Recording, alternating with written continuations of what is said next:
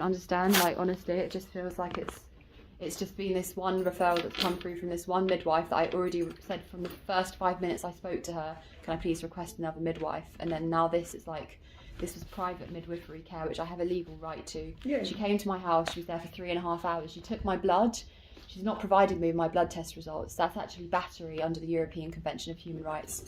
You can't take someone's blood legally and not give them their results. And that's what she's done. Okay.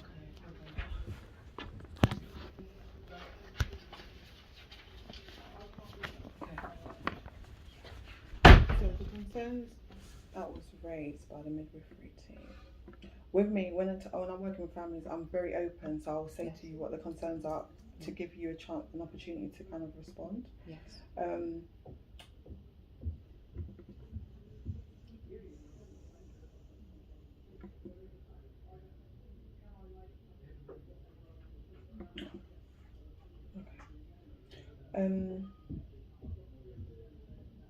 So the booking time, she said it's not unusual. Some people book it, so she didn't have any issues with that in terms of when you could approach.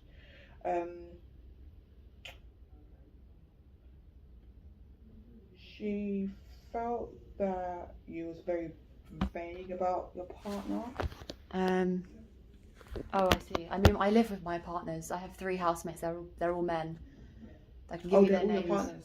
They're not all my partners, but they're my housemates. They're the men I live with. No, your partner in terms of, or the baby to the father to unborn. Oh, yeah, the father to the baby is not the man I live with. I live with 3 men in my house share. Okay, no, I think she. They're all my friends. They all support me. They all they've No, all I been think she here for asked me about your throughout partner. pregnancy. So I think she asked about your partner, and I think she said you was quite vague about details. Okay. I can give you the details for the father of the baby. That's no problem. He's not my partner, but he's the father of the baby. Okay. Can I have details of him, please? Yeah. Joshua Waters. So how are you spelling the Waters? Waters. And what's his date of birth? I think it's something like the 15th of June, 1998 or something like that. Okay. I don't know his exact date of birth. And was it? I can get that for you. It's not a problem. I can give you all his details. I have no withholding of the father's details. Okay. And what was the nature of the relationship? Was it like a casual relationship or? No, we were together. Okay. Yeah. And how long were you together for? I met him in June of 2021. And where did I met him last year. Where did you meet? At his house. We dated and then we met at his. We got together at his house, but we were dating for the year. Like we'd meet up consistently throughout the year. Okay. And was the pregnancy planned? Yes, very much planned. And how does he feel about pregnancy? He's happy about it. He has a 3-year-old younger brother, so he's already got a younger brother, and now he's got another son. So he's happy about it. Okay. So, and he lives in Hackney in London at the moment, but his mum lives in Walthamstow with his younger brother.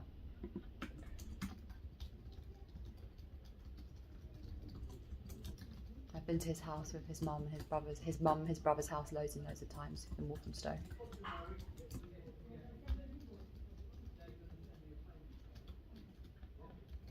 And what does he do? He works in construction and hospitality. He worked at the Hotel Royal in London on Regent Street. I think he's still working there now.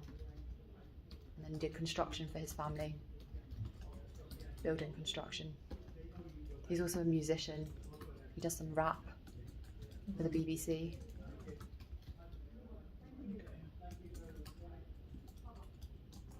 His dad's a musician.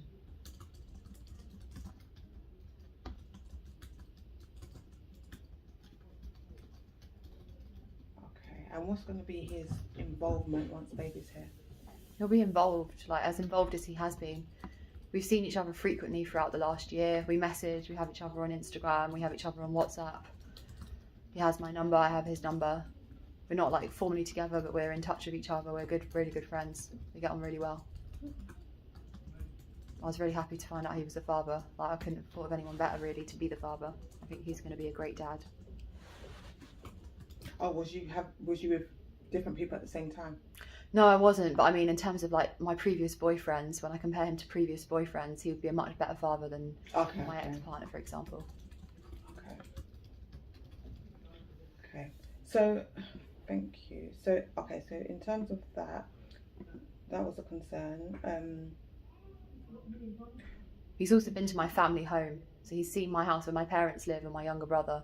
He's been there as well, so he knows where I live. He's met your parents? He's been to my family home, yeah. But he's not met your parents? I can't remember.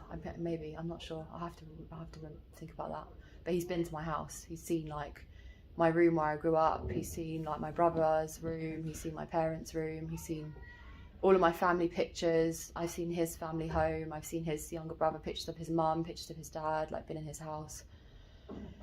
So it says, Lydia and her partner have a very unconventional relationship. They don't live together and have not seen each other. I don't know how it's an unconventional relationship. This is a very common phenomenon. I know many mothers with their children not living with the father. They have not seen each other off very often, and she said that he was quite difficult to get hold of and speak to, and he's been quite distant since she told him that she was pregnant.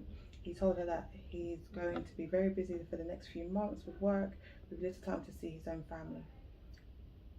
That's not entirely true. He lives in Hackney. He's around. He's very supportive. Yes, like we were speaking, he comes around to my house. Regarding what he does for work. One record says building construction, another says pharmaceuticals. He does building construction. He worked at the Hotel Royal in hospitality, and he's been a musician. He does a lot of rap music, and he does a lot of like. Is there anything related to pharmaceutical? I don't know. I think he might have done something to do with pharmaceuticals in the past, but that's not his predominant profession. I don't really know where that came from. Okay. So she was a late booker at 26 weeks, and she didn't know she was pregnant. She originally booked with Royal London Hospital and then changed to Lewisham at 35 weeks before then going to book with us. Lydia told me the reason for changing her care was that she felt judged by the midwives for her anxiety. So, do you have anxiety?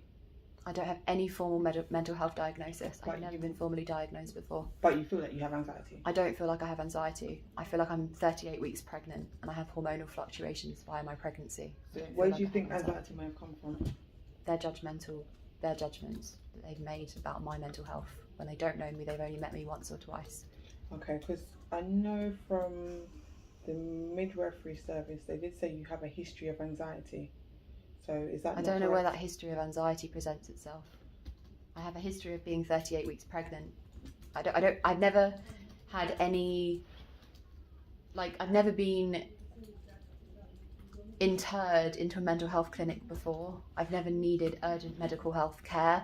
I've worked in the corporate sector since I graduated from Edinburgh University. I lived in Edinburgh for 3 years. I lived in Paris for 1 year. I've never had I've never been an outpatient or an inpatient of any mental health facility. Mm-hmm. If I seem anxious, that's just my personality. Maybe I come across as a bit stressy. Mm-hmm. Okay. But it's not anything that's like a serious concern for anyone that I've ever been working with. I can provide you with about 15 different references from all of my employers for the last 5 years. All of these office jobs I've had, like getting into the office at 9 a.m, leaving at 5 p.m, pretty much working consistently in offices for the last 5 years. I have all of those employment contracts. I have all of those references I can provide you with. I still talk to one of my previous employers, Kate Lewis, was messaging me today from Umbra International, which was a security company. She can provide you with all of the references you need. I don't think you can hold down jobs for 5 years and earn a living via working in administration and recruitment and office management and being an office support associate, working incredibly long hours, going to so many interviews, meeting up with so many different employers. If you have a real mental health concern, it would just not be possible. Okay. And it's been a consistent part of my life, working in offices for the last 5 years, as well as working as an extra on film sets. Like last week, the BBC is not going to let you on a film set if you're not mentally of sound composure. If you can't, conduct yourself, then you're not going to be able to work on a BBC film set. And that's what I've been doing for the last 2.5 years. Okay. It says Lydia is receiving support from Royal London PMHT for anxiety. She reported to me that she felt very overwhelmed when she first found out she was pregnant and that she reached out for support at 26 weeks. She told me that she had been on the waiting list for talking therapies until 35 weeks when she finally started weekly appointments for talking therapies.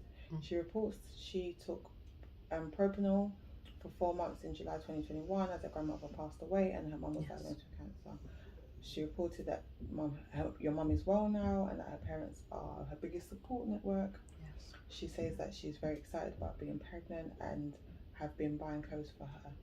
Yes. Lydia is yet to buy any clothes for baby herself and reports I've she done is that planning to buy clothes, nappies for babies. This strikes me as unusual, as given she is now 37 plus, a baby could arrive any day. It is common to be slightly more prepared at this stage for baby's arrival.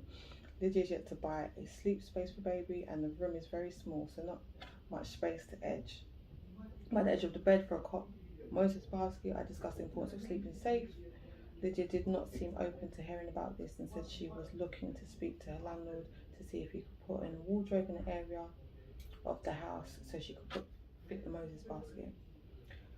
Spoke about the flat share. The very small room consists of a single bed and a wardrobe, and other furniture. There were no covers on the bedding or mattress. She reported that they were in the wash. There are covers on the bed and the mattress. There are duvets on the bed and the mattress. This is pure discrimination here. This is pure discrimination. This is because I am not from a wealthy background. This woman is purely discriminating against me. Lydia It's reported very, she's very planning obvious. to move all the furniture out of the room for her birth. I felt that this was a very tight fit for the birthing pool she had delivered and discussed with her the safety of midwives not being able to access from all sides while in the pool. There also wouldn't be any room for her to get out of the pool, allowing the floor in an emergency or for an ambulance crew to get in. I raised these concerns with her about space and safety, and she said she would have a conversation with her flatmates about whether she can use the space in the living room during her birth. Again, this seemed inappropriate as it was shared area with other housemates. But my housemates are my friends, and like they're very respectful of my privacy.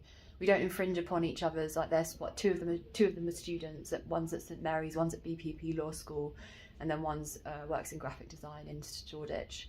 They're working throughout the day and they're very respectful. Like they often have guests around in the evening on Saturday. There's often other people coming and going into the house, and I understand that. And they maybe stay for 6 hours. Labour's usually 12 hours, but it can be really short. It can be 4 hours. Like I've already spoken to them about the pregnancy. They know that I'm pregnant. They were here when the midwife was in my house. They don't have a problem with it. Like they're all boys themselves. I'm giving birth to a boy. They've got siblings. One of them's got 3 older sisters. Like he understands that this is just part and parcel of it. Like there are millions of women for many, many years who've been given birth at home. Most women, a lot of women, they don't live in mansions. They just have they're renting, or they live in they have their bedroom and then they have the living room and they have the bathroom. We've got a bath and a shower. While she was here, she did not give me any indication whatsoever that she was worried about the living space. She wouldn't have done blood tests. She wouldn't have done physical examinations and been there for 3.5, nearly 4 hours. If she would have just walked in and said this isn't a suitable space and then gone, but she didn't. She filled in all of these notes So she and said, gave me the impression my that main it was concern fine. is that due to the breakdown in relationship with health professionals, who will she contact when she goes into labour? If she contacts anyone at all, it would be unsafe for her to free birth, and due to the flight risk I believe she poses, there is also risk to the unborn if she gives birth and doesn't tell anyone. I've told so many people that I'm giving birth. I've told the Greenwich and Lewisham Hospital, the Royal London Hospital on Whitechapel Road, my mum, my dad, my brother, my brother's girlfriend, friends, my friend Josh, my friend Mike, my friend Jade came to visit me with her sister Jess. They all know, Elodie, Camilla, so many of my friends know that I'm pregnant. And professionals, I've had calls with so many different midwives. I have this money to pay for a private midwife. There's one called Natalie Dorchester who literally